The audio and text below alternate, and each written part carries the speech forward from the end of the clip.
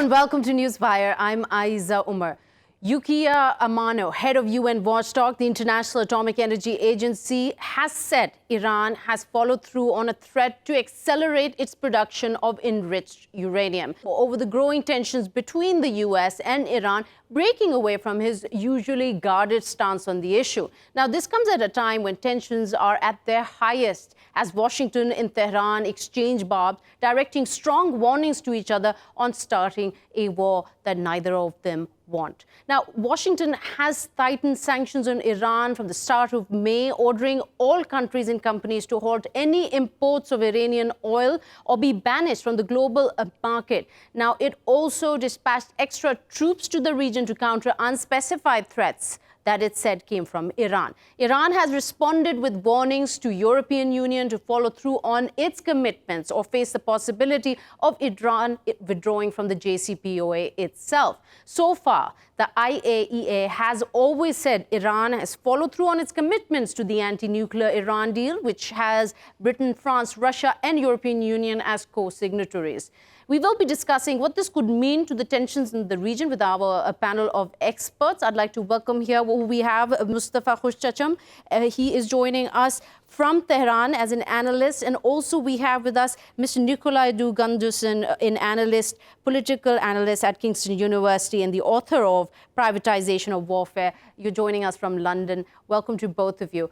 Mr. Nicolai, I want to start off with you, especially with this very serious statement coming out from the UN watchdog, the head, saying that, yes, Iran has started uranium enrichment. He did not give any specific number to how much of this is happening right now. What do you make of this? Well, we should remember that up until recently, Iran has actually complied with the nuclear deal, and that includes, by the way, the fact that they are allowed to have a certain amount of uranium, a certain amount of what's called heavy water that's built into the deal, and they have complied with surprise inspections. Last year, we saw record surprise inspections by the Atomic Energy Agency on Iran, and they have complied. So I think that we are seeing a lot of tension that you could argue is because of the US. Now, one of the problems we face is that Trump, he goes to Twitter to criticize Iran, and Iran itself, it probably feels that it has to respond in kind, that from the Iranian perspective, I presume they would say, well, why should we be sorry when we're complying? So now they feel provoked by the United States, and by Trump especially. They probably feel that they're being shoved into a corner. I don't feel that U.S. rhetoric from people like Bolton and Trump are helping the situation at all. Well, one of the things that Trump had continuously tried to bring in was that Obama's way of constructing this deal was faulty, that the long-range ballistic missiles should have been part of it, something that even Javad Zarif a day ago said while Heiko Maas was visiting Tehran, that this is something we're not going to even talk about. Let's talk what's on the table right now, the JCPOA and who's reneging from it. So do you think the ballistic missiles is essentially what President Trump is after? I think President Trump is, to a degree, deflecting other political concerns onto the deal. We're talking about a president here who has talked about withdrawing from Syria, withdrawing from the Middle East, and who has then been told by his military advisors, sir, you can't just unilaterally withdraw. Iran does have some influence in Syria and the Middle East, and the U.S. is concerned that if they withdraw, there will be a vacuum. And I do believe, to an extent, they are deflecting that upon the deal. Personally, I also believe that having the deal as at least a platform for dialogue is a good start. And that platform is now under threat because of one country or one man, Trump and his sidekick Bolton. When we have other states in the EU saying, listen, we're willing to continue the deal, that tells me that Iran is not actually issuing universal threats across the region. They are very interested in complying, but they are feeling pressured by the US and its rhetoric. Right, and they did give Europe a deadline, essentially, which was almost like a threat. Mr. Mostapha Khoshcheshm, let's bring you in and get your point of view. What is the sentiment like now in Iran? What is the feeling like in Tehran? Are they feeling they're on the stronger side of this debate that is going on between Tehran and Washington, D.C.? Hi, and thanks for having me. Well, let me tell you something more important before starting this. Answering this question. The point is that Iran is still in full compliance with the nuclear deal because in about 4 weeks from now, Iran's stockpiles of enriched uranium would go across the borderline of the 300 kilograms of stockpiles that has been, specified and envisioned under the nuclear deal. We need to also remember that before Iran warned that it would modify its undertakings under the nuclear deal, this was the United States that, reimposed sanctions on cooperation between Iran and Russia exactly over the same item, that is sending Iranian stockpiles beyond 300 kilograms to Russia in return for receiving yellow cakes. That was, to be a deal under the nuclear agreement. But Iran was somehow forced to, opt for this kind of modification because of reimposition of the U.S. sanctions. So Iran has not yet, violated any terms. It has not modified any terms. But if the Europeans fail to, provide Iran with the promised merits, economic merits under the nuclear deal, and even after the U.S. dropped the nuclear deal, the European Union promised Tehran merits in 11 areas of economic cooperation and trade and banking affairs, and they have not done anything, zilch, so far. Even if they go for Instex and they bring it into operation, Instex is nothing, actually. It's not even 1% of what they have promised to Iran. So Iranians are naturally pretty well angry, furious. They see that it's now about more than 3 years, about 4 years that Iran has been in full compliance with the nuclear deal ever since. And it's getting nothing for it. But let me go back to something you said right now. Sorry to interrupt. Let me quickly go back to what you said a little earlier. You said even now those stockpiles have not crossed the limit that was agreed upon in the JCPOA. But when Mr. Yukiya Amano comes out, the head of the UN watchdog, the one who has so far always been saying that Iran has been complying, and he starts warning about, well, they are accelerating their production of enriched uranium. Doesn't that sort of ring the alarm bell across the board here, that there is, of course, that limit has been crossed? No. Under the nuclear deal, Iran has sped up its nuclear enrichment. Under the nuclear deal, it is allowed, but it first of all with some specific numbers or fixed numbers are of centrifuges. That is around 5,060 centrifuges of IR1 machines, and Iran has not increased the number. First of all, second of all, Iran has not, done, enrichment beyond 300 kilograms. Iran has just increased the output of the machines. Under the nuclear deal, it is allowed.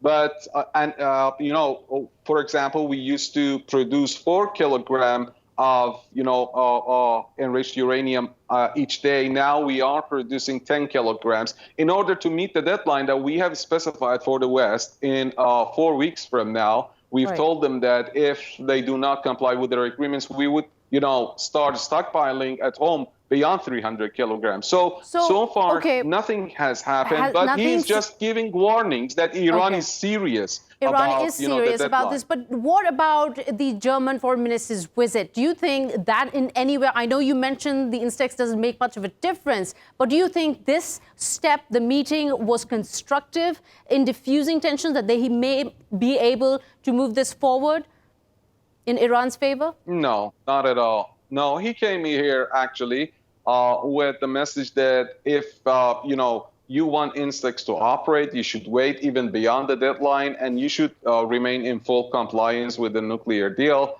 Otherwise, if you want the same merits that we promised under the nuclear deal, you should step forward to talk about your missiles now. So they intend, or they are saying that they are ready to provide us with the merits that they once promised under the nuclear deal for a number of, modifications in our enrichment. Now for more concessions. Now they want Iran's winning ace in the missile industry. So the answer was definitely no. A big no from Jawad Zarif, and he said it. Go ahead. I believe Moss received a very serious response here. And he realized that Iran is serious about the deadline in 4 weeks from now. Mr. Nicolai, Iran is serious about the deadline. Heiko Maas's visit didn't come to fruition as Europe was hoping. What is the step forward here? Instex, like Mr. Khoshcheshm has highlighted, doesn't make much of a dent in Iran's crippled economy right now. What is going to be the response from Europe and, as a result, from the U.S.? Well, I think if we look at the Iranian perspective, especially, one of the problems is having a mediator that Iran will trust. I think that Europe, although maybe Japan here comes into play? That's actually what I was going to mention, that Japan's Prime Minister Abe, he is about to visit Iran as the first leader in decades from Japan to do that. He also spoke to President Trump before the trip was scheduled. So there are some positives here. At the same time, to what extent can Japan really get involved? I think what Iran will probably want is to talk to a mediator who they trust, which would be someone in the Gulf. So here I'm looking at perhaps Qatar, maybe Kuwait, possibly Oman, because Oman is an excellent ally since before the 1979 revolution and after. They also are an excellent ally of the United States. I'll also add that when it comes to the sanctions, my colleague just mentioned the reimposition of U.S. sanctions after Iran opened up more dialogue with Russia. This also translates into the power games in the Middle East, because the U.S. does not like the idea of Iran and Russia teaming up. We've also seen so-called excess production of heavy water, actually leading to exportation from Iran, and Oman has received some of that heavy water, and then of course there were sanctions against that. So from the Iranian perspective, it must be very frustrating to basically say, well, you know, no matter what moves we make when it comes to nuclear energy, we're suspect. The US does not trust us at all, so, you know, what's the point of talking to the US? And I do believe that a mediator is going to have to come from the Gulf. It will have to come from the Gulf, but it really poses the question that, Mr. Mustafa, that whether Oman or Qatar, even having their own with other countries in the Middle East, will be able to play that role. Well, I believe, you know, so far the United States has picked up a number of its allies, you know, very trusted allies like Japan, England, France, Germany, Switzerland, actually, to Tehran. They have also been requesting probably Qatar and Oman. Iraq has also volunteered to do, you know, the mediating role. But most of them are the U.S. allies thinking of the U.S. interests. So Iran has set a condition and stressed that it would not take part in any kind of talks until the United States gets back to the JCPOA and starts removing the sanctions in compliance with the terms of the nuclear deal. No matter it's the Japanese Prime Minister coming to Tehran or the Omanis, there is no difference here. Iran wants what it deserves, actually. Otherwise, there will be some talks, and talks are meant to do what? To end up in a deal. We already have a deal. And who knows, maybe if we have another deal, the next president would, you know, violate the terms and would discard it. So everything should be built up right from the beginning, correctly, in a correct, order. And does it come onto the radar of concern here when we're talking about tensions, Mr. Nicolai, when the U.S. is in serious talks of supplying more and more weapons in the Middle East to its allies, and especially now that Jordan is also being pulled into this? So we're seeing an administration that has started to lose credibility through the way it treats Jerusalem, the way it supports Netanyahu, and that will feed into how Iran views the U.S., where Iran's going to say, well, we already are not necessarily seen as fully trusted by our Gulf neighbors, and how can the U.S. claim to be a neutral mediator when it's making its own strategic moves that are, pro-Israel, supporting people like Mohammed bin Salman? How can the U.S. be a trustworthy mediator? I think but there's also a big question here whether the U.S. is also playing this role in order to garner support for the 2020 elections coming up. So maybe one could factor in that there is a certain limit that they would go to and not maybe go the whole 9 yards when it comes to pulling out the guns on Iran. That's also quite possible. But I think here we have another problem, which is that Trump is a businessman. He's the president of the United States, granted, but his background is business. He talks about the art of the deal. He talks about walking away from a deal to make a point. this is not business, this is diplomacy. And in diplomacy, walking away has political repercussions.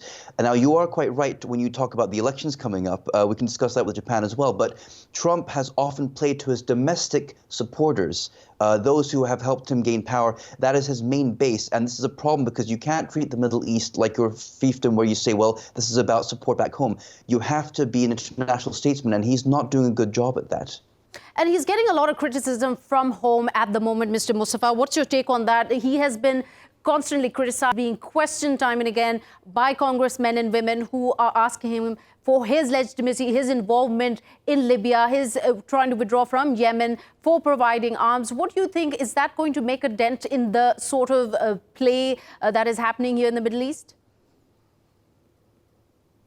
Well, I do believe that no matter who is in office in the White House, the United States is moving on the path towards demise as far as its power in the Middle East is concerned. This does not mean that they are going to leave the region or they will be defeated totally, but they are moving downwards, actually. You could see that the United States allies admittedly launched the war of militancy in Syria and Iraq, and they were failed. They forced Iran actually to spread its influence to Iraq and Syria. Okay. Now they have lost these games. Also, the United States president has called for a pullout of Syria. Right. We know that. Of course, they have not done that so far.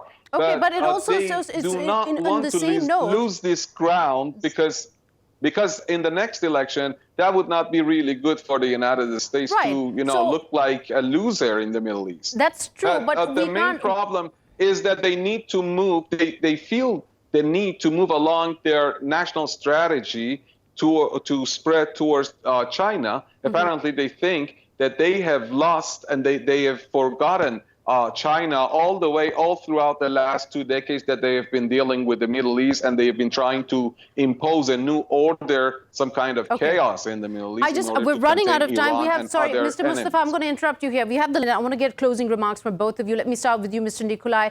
Speaking of China, speaking of Russia, are there other regional actors, including them, that might be able to intervene at this moment and effectively bring down escalations? Well, I think Russia and China are definitely in play here. Firstly, they are members of a security cooperation, which they are the two biggest members, and it's designed to look at Eurasia as a whole. The Gulf is actually turning a lot more to Asia and to China for export because China's a growing economy, other parts of Asia are growing as well, and so suddenly we see trade deals, suddenly we see energy exportation and energy deals. So Russia definitely wants to get in on this, and so does China. Of course, the problem with this is for people like Trump and Bolton, they're going to call this Cold War version 2.0, and so they're not going to like it, and they will not necessarily allow mediation to take place. To what extent they can stop it is another question, but I think that the Gulf is certainly starting to welcome the idea of turning from the U.S. to others. So, Mr. Mostapha, the Shanghai Cooperation came together and wanted to, it's going to come together soon in their next summit and highlight how there are regional players who bully economically and otherwise other nations to comply. Do you think China has a bigger role to play here in de-escalating tensions? China could have a bigger role if it's willing to.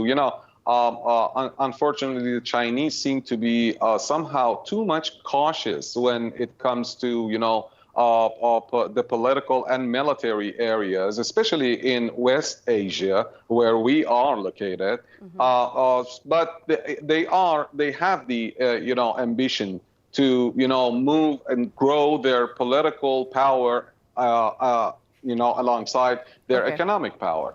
But Iran would definitely welcome their bigger role, as well as the bigger role of the Russians. Now that the United States is against any kind of union, like the European Union, they would also fight against such a union in Asia that is called the Shanghai.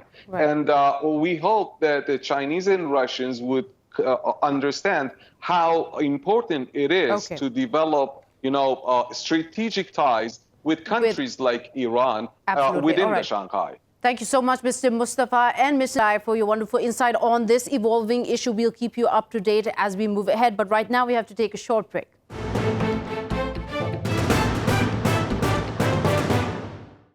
Hello and welcome back to Newswire. Now, there has been a slew of arrests within Pakistan and beyond of opposition leaders involved in various kinds of cases. We're talking about graft cases, money laundering allegations, corruption and terrorism charges, and so on and so forth. Tuesday, we saw Altaf Hussain, the leader of Muttahida Qawmi movement. He was arrested from his London home by the Scotland Yard police. Then also, former Pakistan president was arrested on Monday over allegations that he had fake accounts amid graft cases in Islamabad. The NAB, the National Accountability Bureau of Pakistan, has also arrested the leader of the opposition in the Punjab Assembly, which is Mr. Hamza Shehbaz, in two different cases, one involving money laundering and also holding assets beyond means. We will be talking to our panelists on not only these cases and what are the charges against these high-profile political leaders of Pakistan, but also the timing and what most analysts are asking at this point of whether this is a witch hunt. We have with us today Mr. Shah Khawar, who is also the former Justice of Lahore High Court. He's joining us here from Islamabad. Welcome to Newswire. I want to start off with talking about a high-profile arrest that took place on a Monday of our former president, Asif Ali Zardari. First, I want to get your take on what you make of the cases, the allegations, and the charges against him. Well, this is really a very highlighted news that Mr. Asif Ali Zardari, who is the former president of Pakistan and co-chairman of the Pakistan People's Party, has been arrested. And that too, the arrest was made on the basis of the rejection of his pre-arrest bail from the Islamabad High Court. Although his interim pre-arrest bail kept on extending for 5 times, but that day the High Court ordered the recall of his interim bail, in consequence of which he was arrested by the NAB.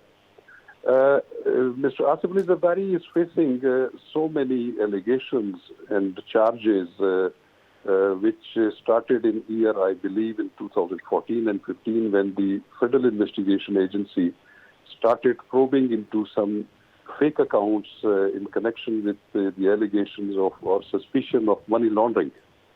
And that investigation was on, and it was accelerated when the Supreme Court of Pakistan took suo motu action, and Supreme Court of Pakistan also constituted a joint investigation team, and a mandate was given to them to probe into the matter. And on the basis of the report of the JIT, the Supreme Court of Pakistan then referred these matters to the National Accountability Bureau, with the direction that if some cognizable case of national accountability is made out, then the NAB will probe into the matter and will reinvestigate the cases, and if so advised, will file references against Mr. Asif Ali Zardari and others, including therein his sister, Mrs. Faryal Talpur. And the case that NAB has moved to arrest Asif Ali Zardari and his sister is a movement of nearly $1 billion to private companies from alleged fake accounts. But this is the kind of white-collar crime that makes it exactly very difficult to convict a person, isn't it? Yet it has to be seen, because according to NAB, I believe, initiated almost more than 20 investigations and inquiries against Mr. Asif Ali Zardari and others. And in some cases, the NAB has already filed interim references before the Accountability Court at Rawalpindi, Islamabad, which are also pending adjudication. But the investigations in other related connected cases, these are also in the pipeline. And you must be knowing that Mr. Asif Ali Zardari had not only applied pre-arrest bail in one inquiry, but so many other inquiries, which are still pending adjudication before the Islamabad High Court. One of them, the bail has been recalled. So, so many other applications, bail applications, are still pending, and one of them was also fixed before the Islamabad High Court today. But it has to be seen that the NAB comes up with which sort of allegations, because these are very diversified investigations. Right, and there, you mentioned there are 20 arraigned. different investigations, 20 different cases here against Zardari. He's been denied bail on one.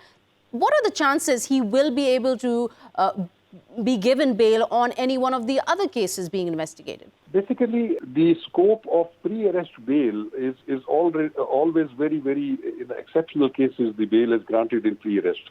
But when he will apply for the after-arrest bail, the horizon of the bail will be quite enlarged, because pre-arrest bail could only be granted because since the accused has to satisfy the court that there are three ingredients. One is malafide on the part of prosecution. There is a false implication on the basis of political victimization, and for the purpose, if they prove that NAB only wants to grab them in these cases, just to cause their arrest and humiliate them. But since these things could not be proved in the pre-arrest bails, but if they apply for the after-arrest bail, then one quick last question. I'm sorry I'm interrupting you here. We're running out of time, but very quickly, I just want to ask you one last question. Zardari has already served 11 years and 2 different stints in jail. Now, if the chances are that he is convicted on any one of these or all of these cases, is there a possibility that he could be let go on time served? Sorry, I could not understand the last sentence which you uttered. Is there a possibility that, considering that Zardari has already served 11 years in jail and he is convicted on these charges this time round, is there a possibility he could get off easy on time served? No, I don't think. The conviction, the time which he has spent in previous cases, that will not be taken into account by the courts, even the accountability court and also the High Court. Because these are the fresh charges against them, fresh investigations. These are the fresh references which have been filed, which are to be defended by Mr. Asif Ali Zardari in accordance with his own wisdom and defense. So there is no bearing of his previous incarceration of 10 or 11 years in the past.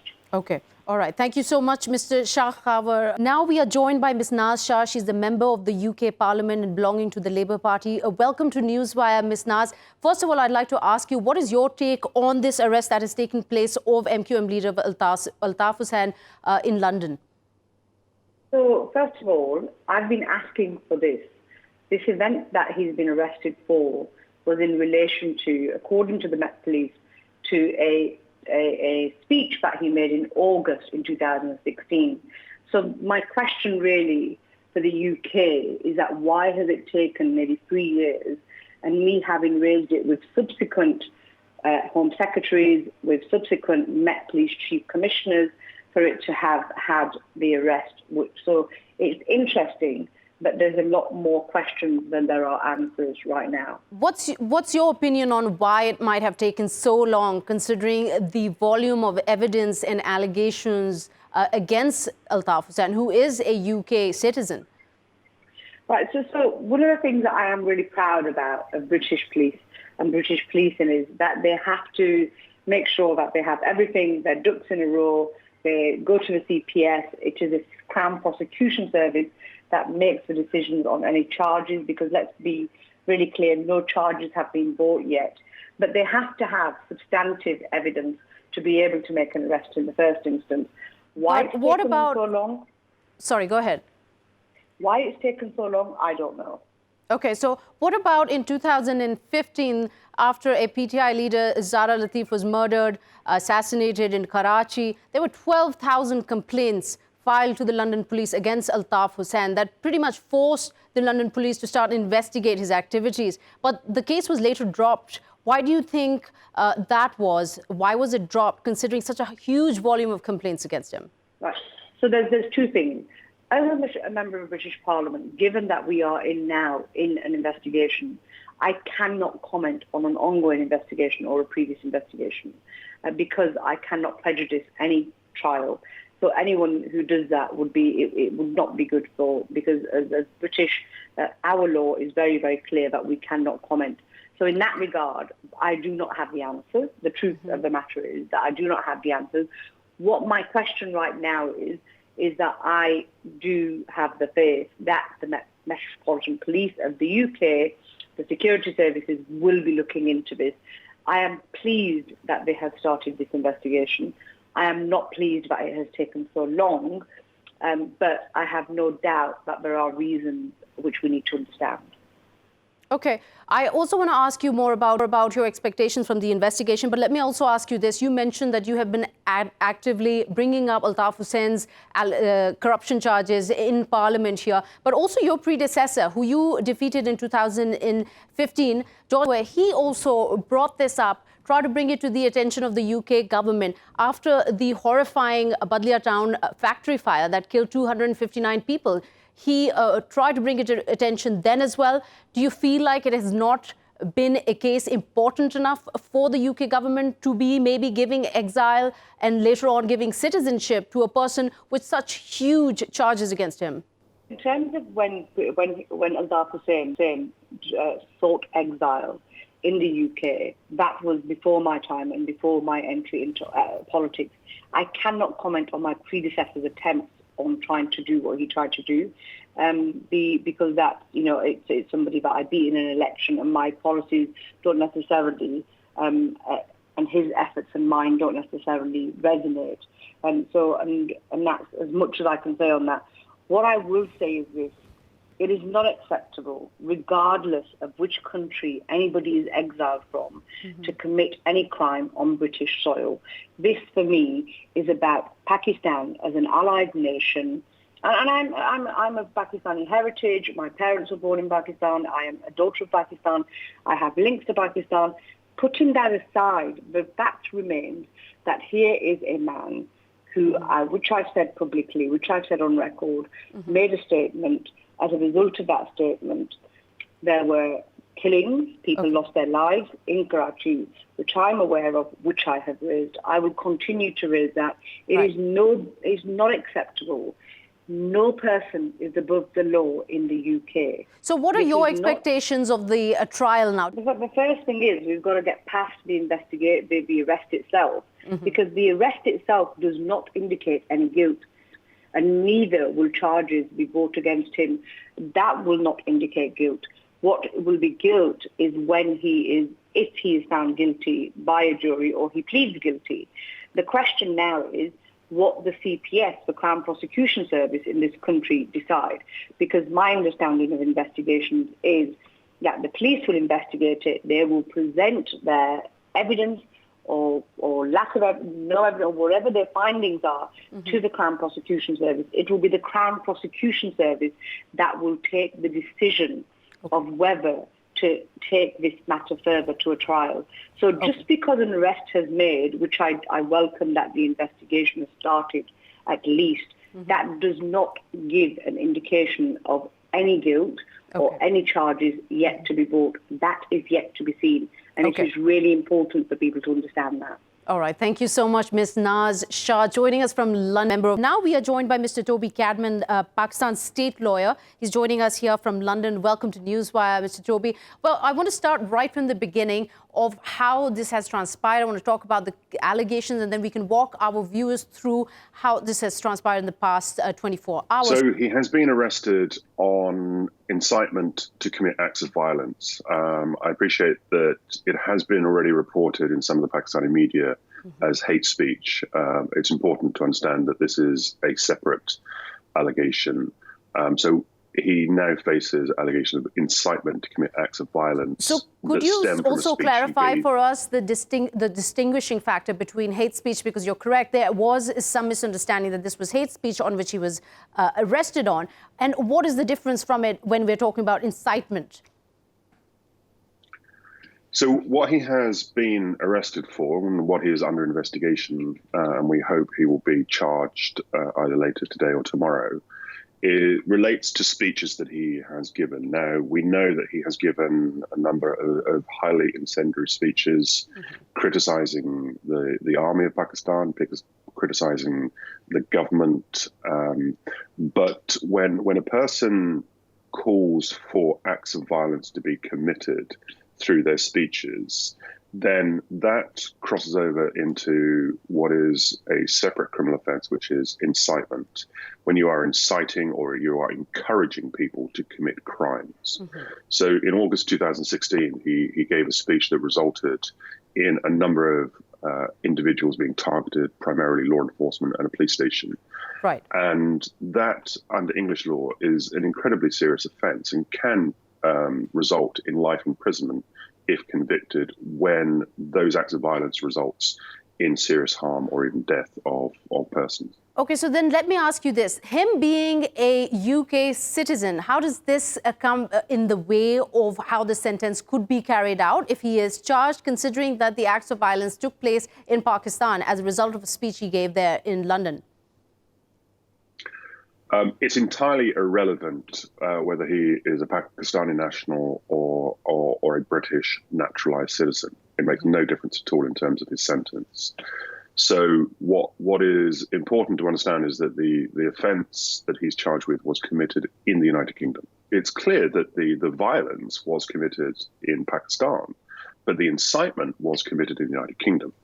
But further than that, the UK has jurisdiction even for crimes committed outside of the jurisdiction if the person who has committed that offence is found on the jurisdiction of the United Kingdom. So it makes no difference. It makes no difference, right? I get that point. So what about the kind of evidence that is there in order to connect or prove that that speech in 2016 is what essentially caused the violence and the deaths of many in Karachi as a result?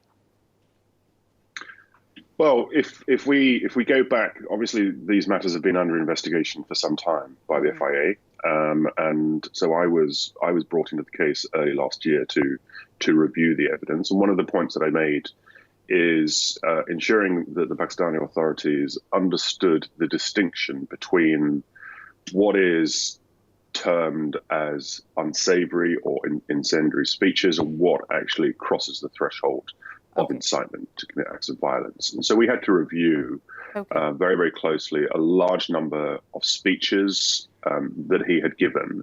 Okay, so what about murder allegations related to one of his party members, Imran Farooq, who was killed in London? Is that anything to do with, right now, the reasons he's been arrested?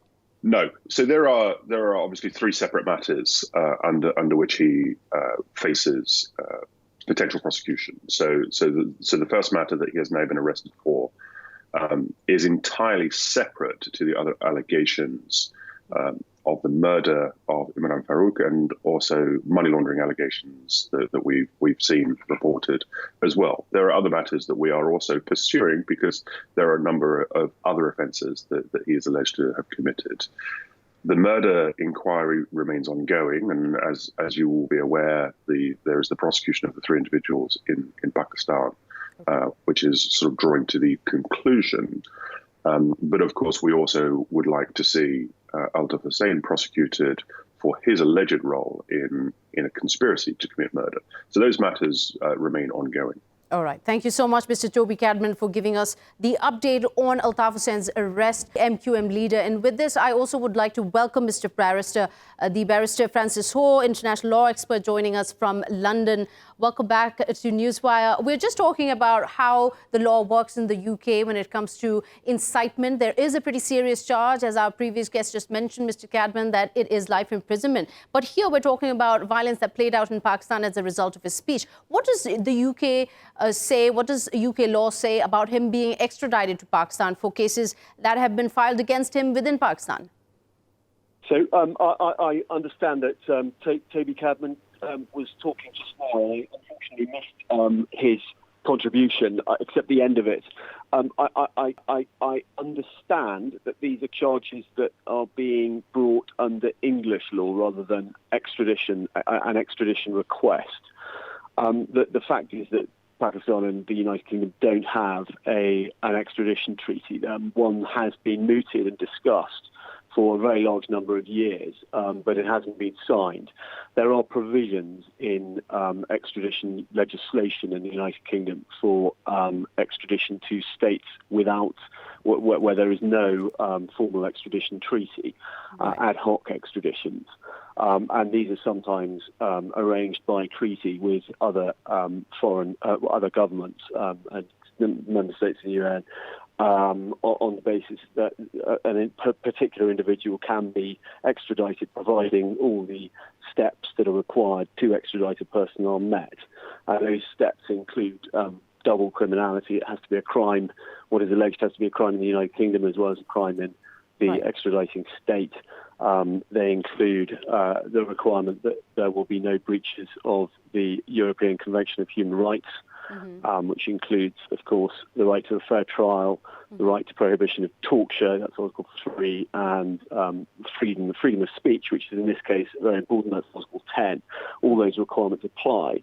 But to a certain extent, they also apply to the criminal law in the United Kingdom. And Article 10 is of particular importance in this instance because these are political speeches made in this jurisdiction, intending to be heard and broadcast in Pakistan, but nevertheless political in nature.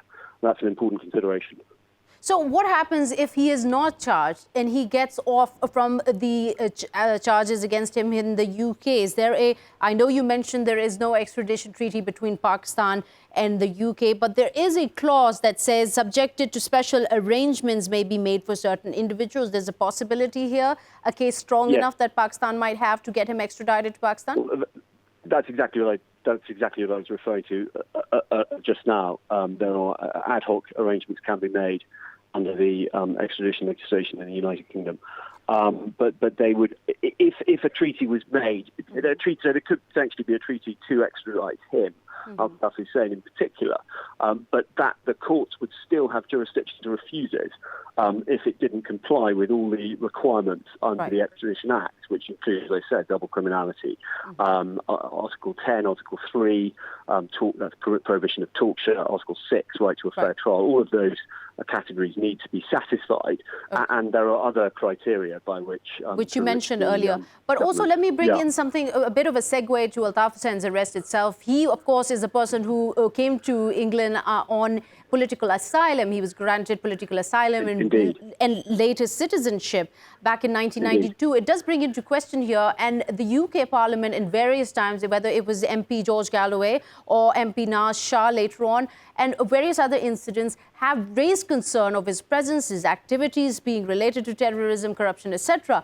Doesn't it highlight a problem in the political asylum policy here in the UK? Do you think such a case would? Well, asylum is granted on the basis that a person from another country has a real fear of breaches, of severe breaches of their human rights, that is to say, torture or cruel and inhuman punishment or death by reason of, amongst other things, their political views. And in this case, it would appear that it was on that basis. There are other bases, but it was on that basis it would appear that Mr. Hussain was granted asylum. It's important to remember that any country that has an asylum policy that's compatible with international law will inevitably be giving asylum to people whose opinions are considered undesirable in other countries. That is, of its nature, what asylum is about in relation to political opinion. But the question here is not about just the viewpoints he might have had. It's about not only just allegations and charges against him, cases against him. I mean, there's a whole slew of evidence available of what this person had as a baggage before he was granted asylum. I can't and wouldn't seek to comment on what evidence there might be and what allegations there might be made in respect to other criminal offences. But this arrest itself demonstrates, if this arrest isn't solely in relation to his speech, if it is in relation to his speech, then there are other particular problems. But if it isn't in relation solely to his speech, but is in relation to, for example, incitement to commit terrorism, then this arrest demonstrates that the fact that somebody has asylum doesn't mean that they are immune from the law, and doesn't mean that they are immune from punishment and prosecution within the country, the host country, the country to which they are asked for asylum.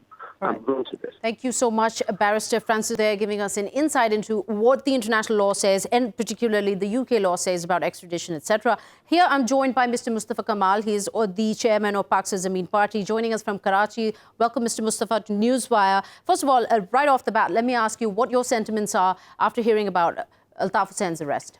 Well, I'm not very excited that he has been arrested. I mean, he had been arrested before as well.